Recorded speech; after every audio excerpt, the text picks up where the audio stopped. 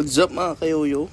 Unang first day muna tayo. Tamang panggap lang. Syempre mag-stretching muna. Itong mga gagawa ko, napanood ko lang to sa internet. So hindi ko alam kung tama ba to. Kayo nang bahala dyan. Kasi daw dapat moving, hindi dapat stationary. Kaya sinunod naman natin. Kaso di ko sure kung tama gagawa ko. Mahalaga, nag-stretching ka. Next step, open natin yung Strava. Para di naman sayang yung unang day 1 natin. Mahalaga, may pang post ka. Siyempre habang tumatakbo mag 0.5 ka. Para maangas. Dito sa Pasig Ultra nga pala tayo magpapanggap. May gym nga pala sila dito pero pang national team lang daw. Meron ding separate lanes para sa fast runners at joggers.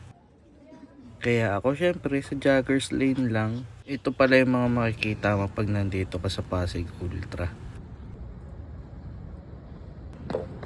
Tapos na tayo magpanggap. Kaya off na natin yung Strava. Tapos rekta post. Tamang flexing lang ng first day natin. Yung sunod na first day, next year na lang. After ng run, stretching muna. Para hindi ganun kasakit yung muscles kinabukasan. Tamang walk na lang pa uwi. Tapos kita-kits na lang next year ulit. Running era mode, now signing off. Paalam!